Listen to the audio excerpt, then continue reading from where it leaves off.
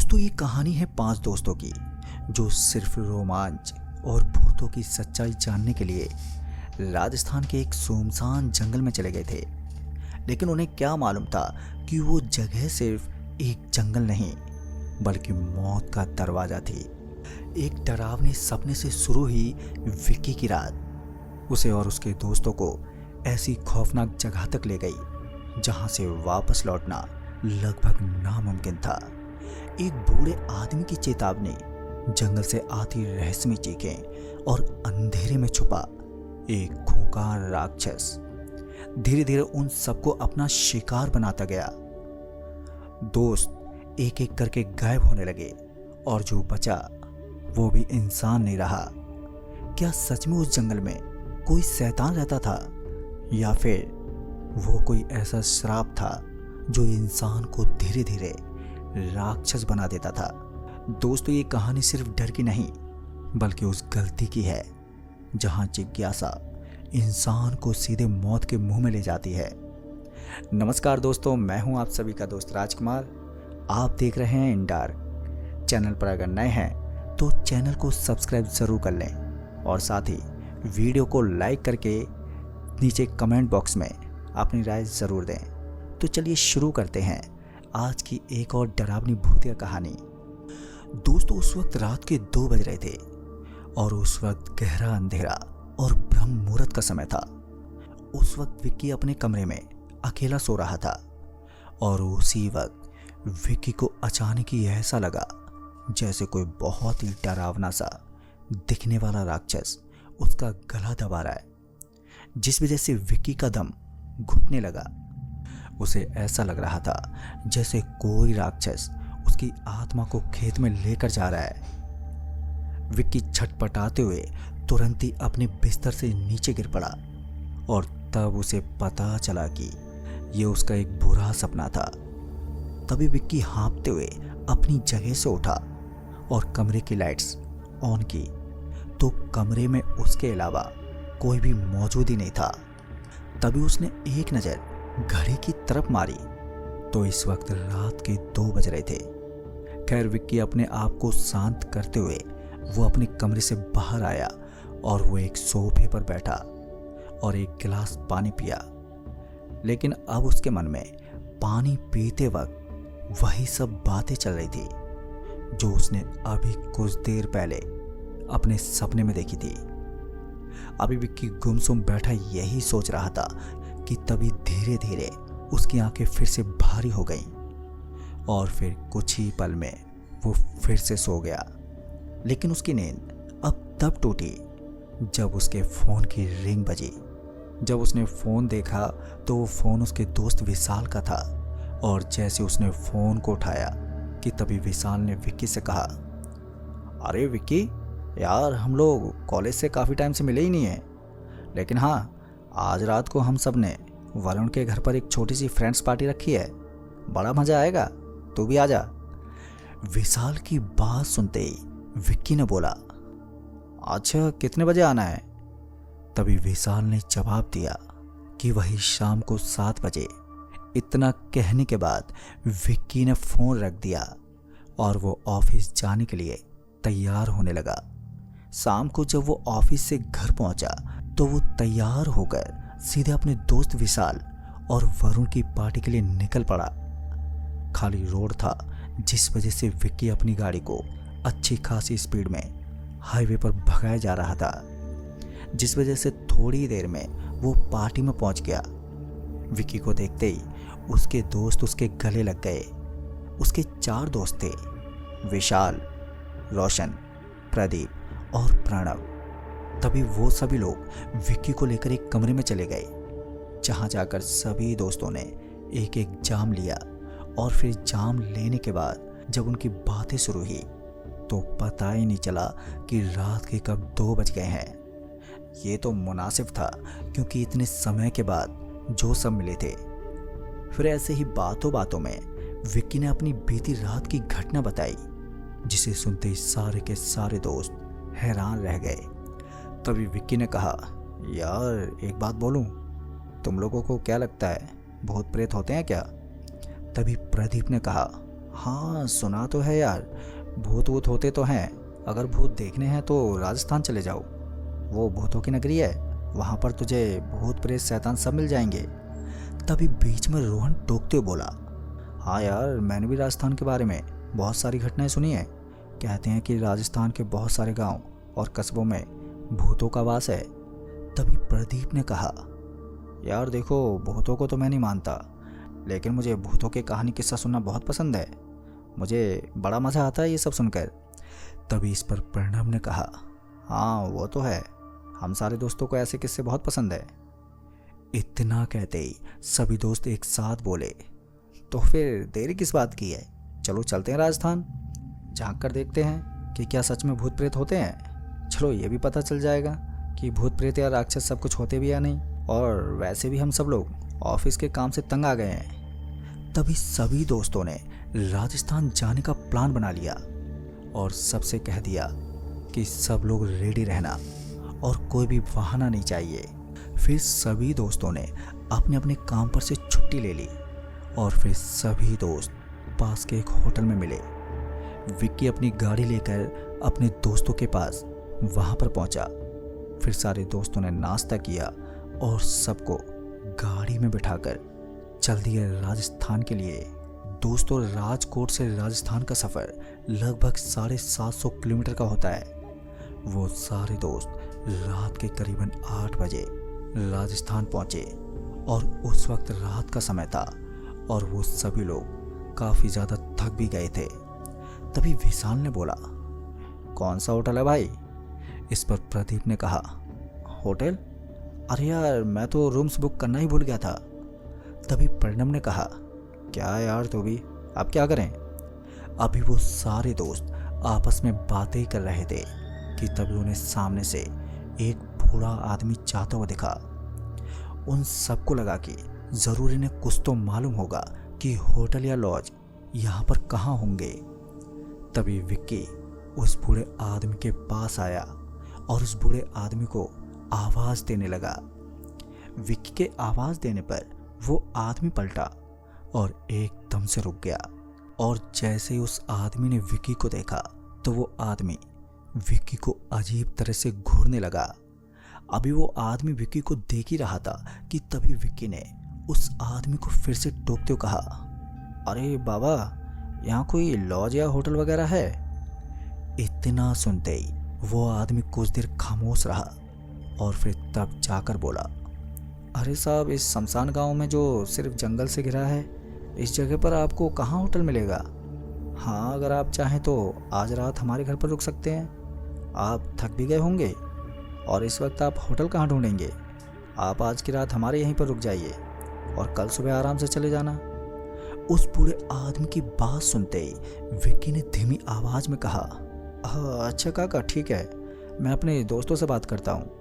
तभी विक्की अपने दोस्तों के पास गया और बोला, अरे यार यहाँ तो होटल वगैरह कुछ है ही नहीं, लेकिन हाँ अगर तुम लोग चाहो तो उस काका के घर पर रुक सकते हो, कल सुबह निकल जाएंगे। विक्की की बात सुनकर सभी दोस्त भी राजी हो गए और सब उसके साथ उन काका के घर पर पहुंचे। तभी रोशन हंसते बोला, अरे यार तुम लोगों को भी भूतिया जगह पर आना था ना, इस घर से भी कोई दूसरी जगह भूतिया जगह मिल सकती है क्या? इस पर प्रदीप ने धीरे से बोला, आज की रात तो कैसे भी गुजारनी पड़ेगी भाई। दोस्तों वो घर एक टूटी फूटी झोपड़ी जैसा था। तभी उस बूढ़े आदमी ने उन सभी दोस्तों से कहा, भूख तो नहीं लगी आप सभी को? अगर आप सभी चाहो तो खाना खा सकते हो। तभी प्रदीप ने कहा, नहीं काका हम सभी खाना खाकर आए हैं। ठंड का समय था तो उस आदमी ने उन सभी को एक कमरा दिखाया और कहा, जाइए यहाँ पर आप लोग सो जाओ, और उन सभी को ओढ़ने के लिए कंबल भी दे दिया। वो सारे के सारे दोस्त काफ़ी ज़्यादा थके हुए थे। तभी उन सभी को जल्दी से नींद भी आ गई। पर अचानक ही आधी रात को रोशन की आँख खुली और उसे टॉयलेट लग गई, जिस वजह से रोशन उस झोपड़ी के बाहर आ गया और वो टॉयलेट करने के लिए उस झोपड़ी से थोड़ी दूर चला गया। और जब वो टॉयलेट करने लगा कि तभी उसे दूर जंगल में एक धुंध चमकती हुई दिखी। उस चमकती धुंध को देखते ही वो एकदम से चौंक गया और सोचने लगा कि आखिर वहाँ पर है क्या। उसे लगा कि जंगल है, शायद ही किसी चीज़ की रोशनी होगी, लेकिन उसने इस चीज़ पर ज़्यादा गौर ही नहीं किया और वहाँ से वो आगे निकल गया। वो अभी थोड़ी दूर आगे गया ही था कि तभी एक बहुत तेज चीखने चिल्लाने की आवाज़ गूंजी। वो आवाज़ किसी इंसान की नहीं थी, बल्कि वो आवाज़ किसी राक्षस जैसी थी। उस आवाज़ में इतना डरावनापन था कि अगर कोई उसे सुन ले तो डर से वो इंसान वहीं दम तोड़ दे। रोशन इतना सुनते ही वहाँ से दबे पांव भागा, लेकिन रोशन के जहन में अभी भी वही आवाज़ गूंज रही थी जो उसने अभी अभी सुनी थी। उस वक्त रोशन का दिल जोरों से धड़के जा रहा था। तभी रोशन ने सोचा कि इससे पहले उस दानव का सामना उससे हो, उसको उससे पहले ही दौड़कर उसे झोपड़ी में चले जाना चाहिए। तभी वो थोड़ी देर में झोपड़ी के पास पहुंचा और फौरन ही कंबल में उन सभी के साथ एकदम से घुस गया। अब रोशन डर से थरथर कांप रहा था। फिर इसी बीच अचानक ही प्रदीप की भी आंख खुल गई और जब उसने रोशन की हालत देखी तो वो एकदम से उठ बैठा और सबसे बोला, अरे यार जल्दी उठो, रोशन का शरीर तप रहा है। तभी वो बूढ़ा आदमी भी एकदम से आ गया। उस आदमी ने रोशन को काढ़ा पीने को बोला, लेकिन रोशन ने वो काढ़ा नहीं पिया। जब रोशन को थोड़ी राहत मिली तब जाकर विशाल ने कहा, अरे क्या हुआ रोशन, कोई बुरा सपना देख लिया क्या? तेरा शरीर इतना गर्म कैसे हो गया? जिस पर रोशन ने उन्हें सारी बात बताई और इतना सुनते ही वो काका एकदम से भड़क उठे और बोला, अरे साहब इतनी भी क्या ज़रूरी थी? आपको मरना था क्या? घर के पीछे क्यों चले गए? वो तो तुम्हारी किस्मत अच्छी थी कि तुम जिंदा हो, नहीं तो ब्रह्म मुहूर्त में इस गांव से सुनसान सड़कों पर अकेले गुजरने वाले लोग अक्सर इस दुनिया से गुजर जाते हैं। तभी प्रदीप ने एकदम से बोला, अरे चाचा, रोशन पहले से इतना डरा हुआ है, क्यों उस बेचारे को झूठी कहानी सुनाकर और भी ज़्यादा डरा रहे हो? तभी वो आदमी बोला, तुम सब शहर की गोद में पले बड़े हुए हो, तुम ये सब नहीं समझोगे। इस कच्ची सड़क के कुछ मील आगे ठीक सामने की दिशा में एक जंगल पड़ता है। कहते हैं इस जंगल में एक शैतान रहता है, एक ऐसा शैतान जिसे देखने वाला आज तक जिंदा नहीं बचा। इस गांव से दूसरे गांव जाने का एक शॉर्टकट है जो इसी जंगल से होकर गुजरता है। पहले जो लकड़हारे थे वो इसी जंगल में लकड़ियां काटने आते थे। एक बार एक लकड़हारा गायब हो गया और फिर गांव के कुछ लोग जब जंगल में गए तो उन्हें वो लकड़हारा नहीं मिला और फिर ऐसी घटनाएं और भी होने लगी। इस जंगल से कोई भी गुजरता तो वो जिंदा ही नहीं रहता। धीरे धीरे सभी लोगों ने एक तांत्रिक को बुलाया तो उस तांत्रिक बाबा ने कहा कि इस जंगल में किसी दानव ने अपना बसेरा कर लिया है। सबको लगा कि ये जंगल साफ हो गया है, लेकिन इस जंगल में कोई बेरहम दानव आ गया है जो बड़े ही बेरहम से अपने शिकार का कत्ल करता है। एक बार की बात है, कुछ लोग शहर से इस जंगल में आए थे। वो सभी इस जंगल में पेड़ों को काटने के लिए आए थे। यहाँ के सभी लोगों ने उन लोगों को काफ़ी मना भी किया कि इस जंगल में ना जाएं, इसमें शैतान रहता है जो किसी को भी मौत के घाट उतार सकता है।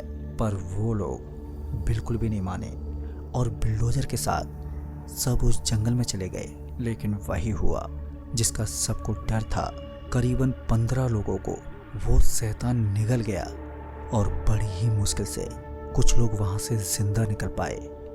इस जंगल के आसपास से रात में तो क्या, दिन में भी निकलने की हिम्मत किसी की नहीं है। रात को तो यहाँ से गुर्राने और चीखने चिल्लाने की आवाज़ें आती हैं।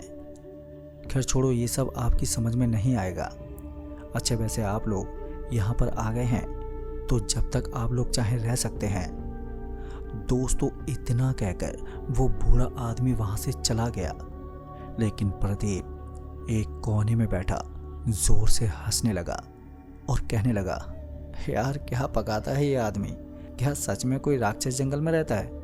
यार कैसे लोग हैं, इन्हें अब भी लगता है कि भूत प्रेत होते हैं। तभी प्रणव ने कहा, यार एकदम सही जगह तो आ गए हम लोग, ऐसी जगह का तो हमें इंतज़ार था। तभी प्रदीप ने कहा, इसीलिए तो हम यहाँ हैं और आज हमें इस जंगल में चलना भी चाहिए। ज़रा हम भी तो देखें कि कितनी सच्चाई है इस बात में। तभी सभी लोगों ने कहा, ठीक है भाई, फिर सब लोग तैयार हो जाओ। अब इन सभी दोस्तों के बीच ये सब बातें चली रही थी। तभी रोशन ने कहा, अरे पागल हो गए हो यार तुम सब, अपनी जान प्यारी नहीं है क्या? फिर तभी प्रदीप ने कहा, भाई देख, तुझे नहीं जाना है तो मत जा, हम तो जाएंगे। रोशन ने मन ही मन सोचा कि अगर वो उनके साथ नहीं गया तो पूरी जिंदगी उसको सब लोग डरपोक कहेंगे और उसका मजाक बनाएंगे।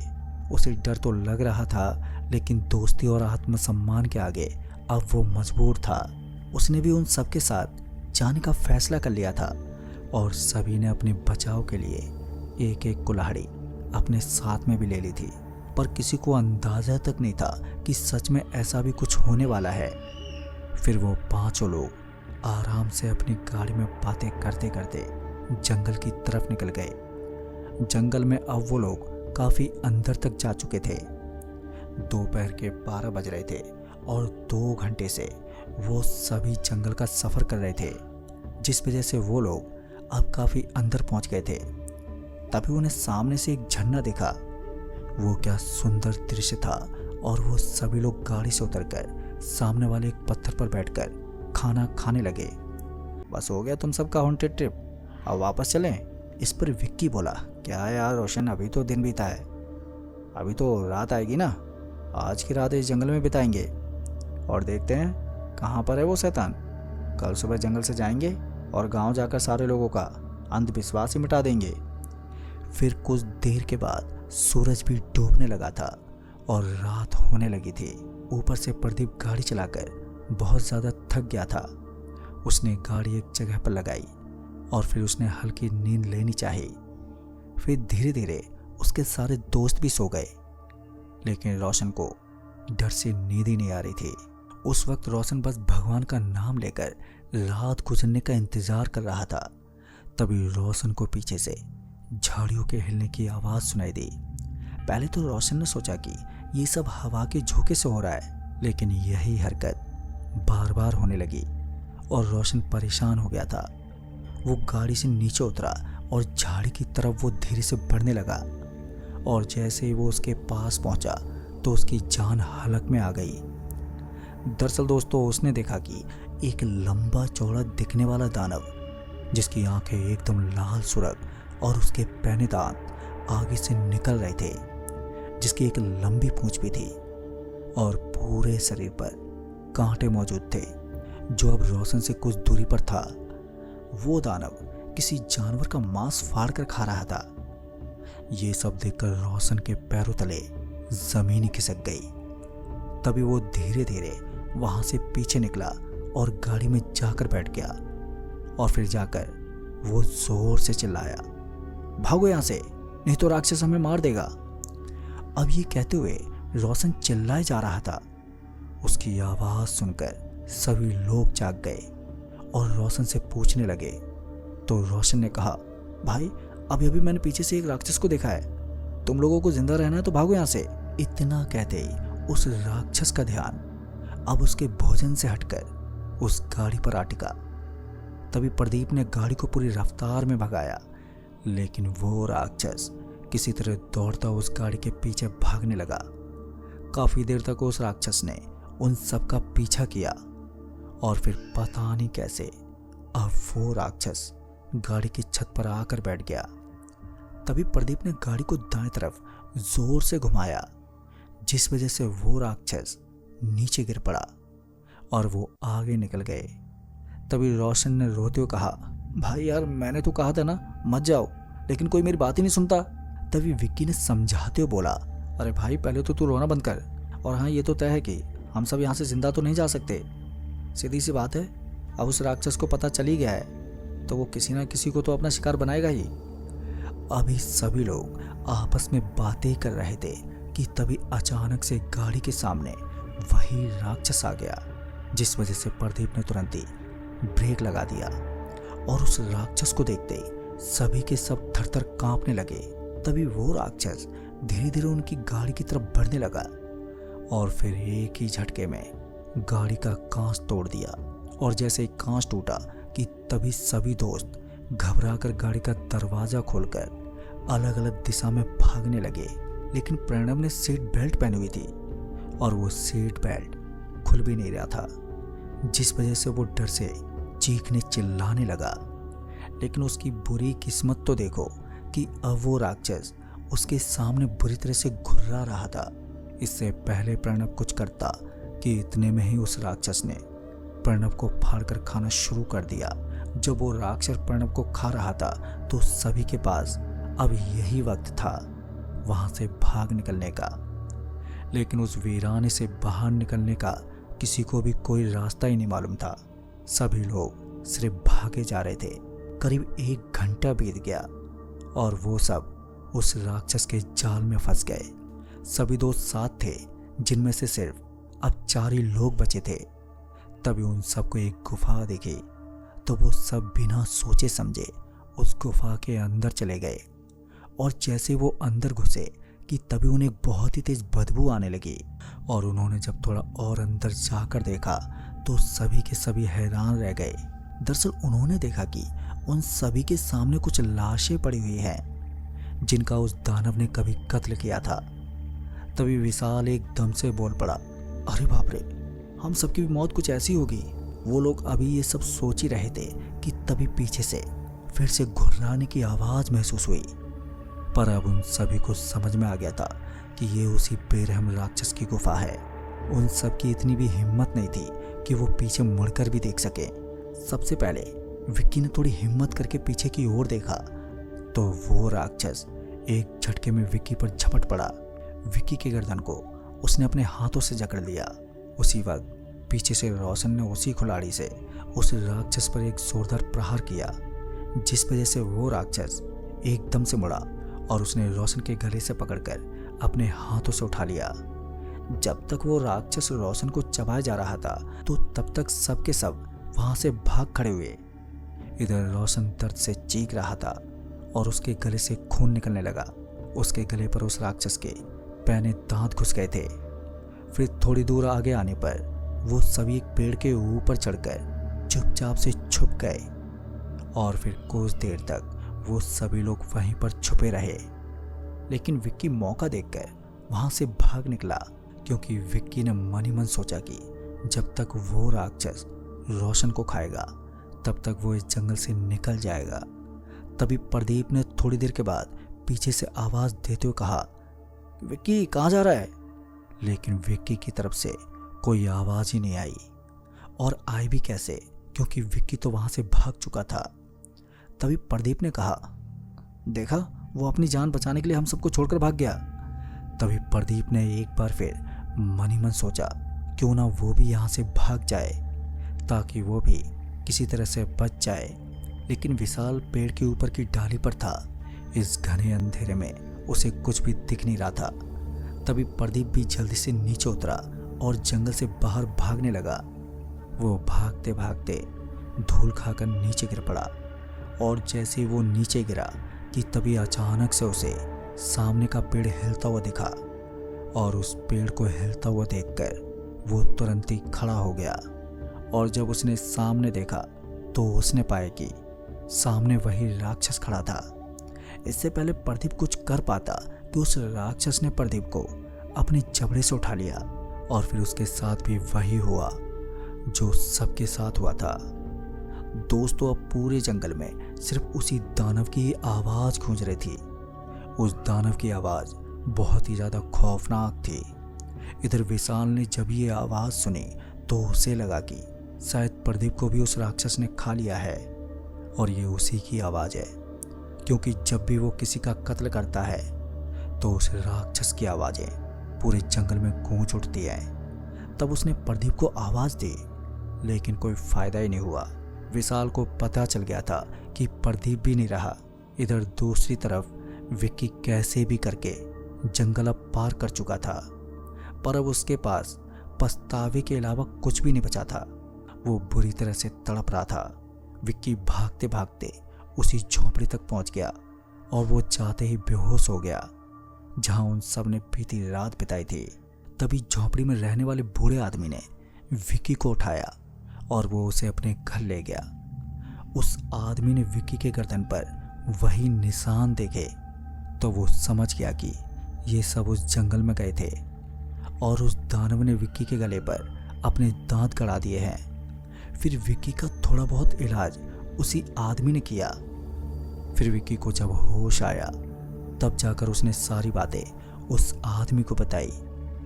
तब जाकर उस आदमी ने कहा, मैंने तो कहा था ना साहब, वो जंगल श्रापित है, वहां जाने वाला जिंदा नहीं बचता। आप जिंदा तो हो लेकिन ज़्यादा दिन नहीं जी पाओगे। फिर विक्की ने गुस्से में बोला, क्या मतलब है तुम्हारा? अब तो मैं सीधे शहर जाऊंगा और वहां जाकर किसी डॉक्टर दिखाऊंगा और फिर सब ठीक हो जाएगा। तभी उस आदमी ने कहा, यही तो फर्क होता है समझदार और मूर्ख आदमी में। तुम भले ही यहाँ से शहर चले जाओ, लेकिन जो निशान इस दानव ने तुम्हें दिए हैं वो निशान कैसे हटाओगे? अभी दोनों आपस में बातें कर रहे थे कि तभी एक और भयानक चीख पूरे जंगल में गूंजने लगी, जिससे विक्की समझ गया कि लगता है कि विशाल भी अब उस राक्षस का निवाला बन गया है। और कुछ देर के लिए वो अपने आप को शांत करते हुए चुपचाप बैठ गया। तभी वो बूढ़ा आदमी बोला, मुझे बस इतना पता है कि जो भी लोग जिंदा बचे वो सब धीरे धीरे एक शैतान में बदलने लगते हैं और फिर कुछ दिनों के बाद वो मर जाते हैं। विक्की को उस आदमी की बातें बेतुकी लगी, जिस वजह से वो सुबह होते ही राजकोट के लिए अपने घर यानी कि अपने परिवार में वापस लौट आया। लेकिन कुछ दिनों में अब उसकी हरकतें एकदम राक्षस जैसी हो गई थी। दिन में तो सब ठीक रहता, लेकिन रात के बाद विक्की का आधा शरीर राक्षस में बदल जाता। जैसे जैसे शाम ढलती तो धीरे धीरे करके वो शैतान में बदलने लगता। फिर एक रात वो धीरे धीरे शैतान में बदलने लगा तो उसके घर वालों ने उसे अस्पताल में भर्ती करवा दिया। लेकिन 19 मई सन 2014 को उसने अपना दम तोड़ दिया और ऐसे ही करके सभी दोस्तों उस राक्षस के शिकार हो गए। तो दोस्तों इस कहानी में बस इतना ही। कहानी आपको पसंद आई हो तो वीडियो को लाइक शेयर कमेंट ज़रूर कर दें। तो मैं आपका दोस्त राजकुमार जल्द ही मिलूँगा ऐसी एक और डरावनी कहानी के साथ। तब तक के लिए बाय एंड टेक केयर।